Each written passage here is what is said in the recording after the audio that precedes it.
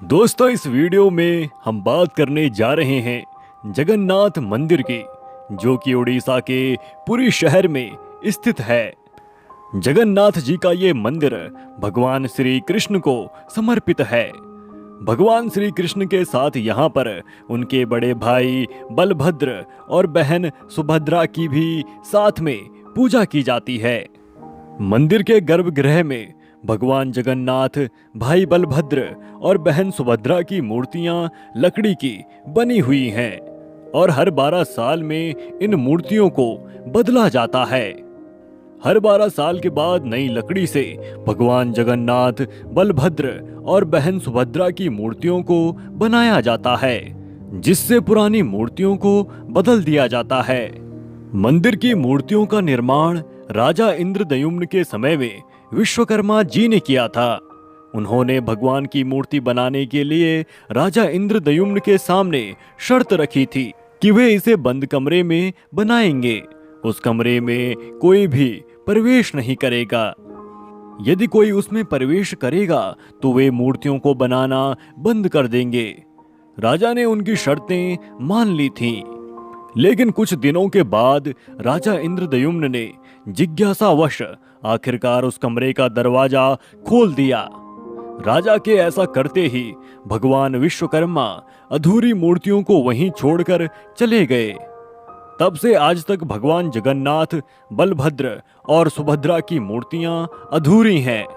जगन्नाथ जी का ये मंदिर अपने चमत्कारों के लिए बेहद प्रसिद्ध है। जगन्नाथ जी का ये भव्य मंदिर पुरी में समुद्र के किनारे स्थित है। मंदिर में प्रवेश करने के लिए एक सिंह द्वार है, जिसके बारे में मान्यता है कि जब तक आप अपने कदम सिंह द्वार के भीतर नहीं रखते हैं, तब तक आपको बाहर से समुद्र की आवाज सुनाई देती रहती है। लेकिन जैसे ही आप सिंह द्वार के भीतर अपने कदम रखकर प्रवेश करते हैं, तो समुद्र की आवाज आश्चर्यजनक रूप से आपको सुनाई नहीं देती है। माना जाता है कि भगवान विष्णु जब अपने चारों धामों की यात्रा पर जाते हैं, तो हिमालय की ऊंची चोटियों पर बने अपने धाम बद्रीनाथ में स्नान करते हैं। पश्चिम में गुजरात के द्वारिका में वस्त्र पहनते हैं, पुरी में भोजन करते हैं और दक्षिण में रामेश्वरम में विश्राम करते हैं। भगवान जगन्नाथ जी के मंदिर से जुड़ी कई ऐसी बातें हैं जिनके जवाब विज्ञान भी आज तक नहीं ढूंढ पाया है। जैसे कि मंदिर के ऊपर फहराता ध्वज, जो आज भी हमेशा हवा के विपरीत लहराता हुआ दिखाई देता है। जगन्नाथ मंदिर के ध्वज से जुड़ी खास बात यह भी है कि यहाँ एक पुजारी मंदिर के शिखर पर स्थित ध्वज को रोज बदलता है। ऐसी मान्यता है कि अगर एक दिन भी ध्वज नहीं बदला गया तो मंदिर 18 वर्षों के लिए बंद हो जाएगा।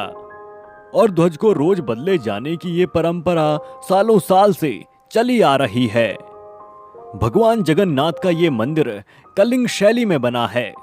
बेहद ही खूबसूरत इस मंदिर की खास बात यह है कि दिन के किसी भी समय जगन्नाथ मंदिर के मुख्य शिखर की परछाई नहीं बनती।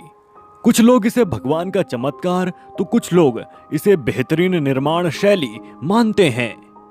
पुरी के इस पावन मंदिर से जुड़ी सबसे आश्चर्यजनक बात यह भी है कि इसके ऊपर से ना तो कोई हवाई जहाज और ना ही कोई पक्षी उड़ता है।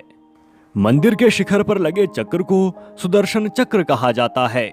मान्यता है कि इस पवित्र चक्र को जब किसी भी कोने से देखते हैं तो आपको ये पवित्र सुदर्शन चक्र अपनी तरफ घुमा हुआ प्रतीत होता है। भगवान जगन्नाथ जी के मंदिर में एक विशाल रसोई है। मंदिर परिसर में प्रसाद बनाने के लिए कुल 500 रसोइये एवं उनके 300 सहायक सहयोगी इस रसोई में एक साथ काम करते हैं। इस पवित्र रसोई में मिट्टी के बर्तनों में प्रसाद तैयार किया जाता है, जिसे पकाने के लिए 7 बर्तन एक दूसरे के ऊपर रखे जाते हैं।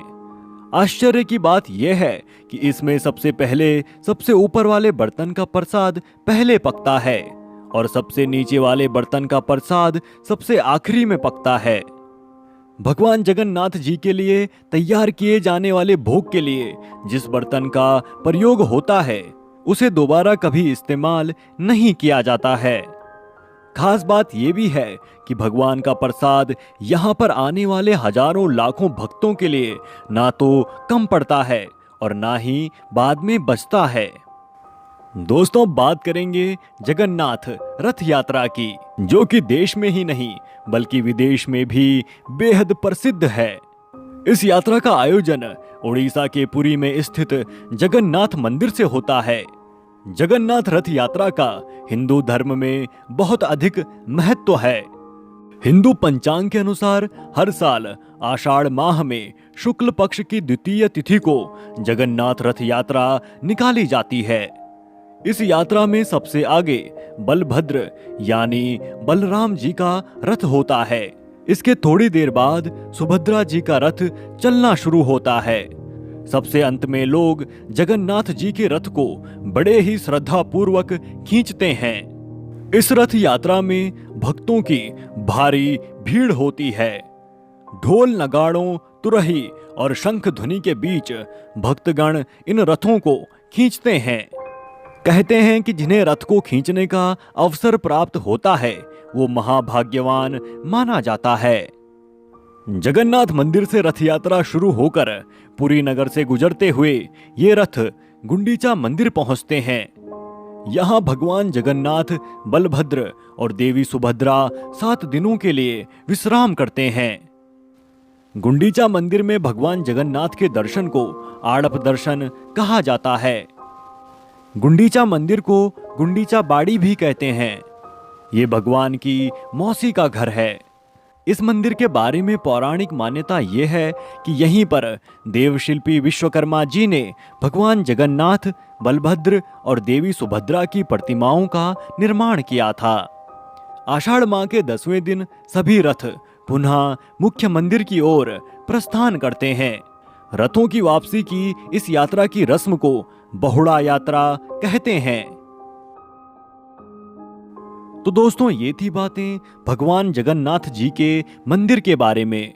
अगर आपको हमारी ये वीडियो पसंद आई हो तो आप वीडियो को लाइक कर सकते हैं। साथ ही आप हमारे चैनल को भी सब्सक्राइब कर सकते हैं।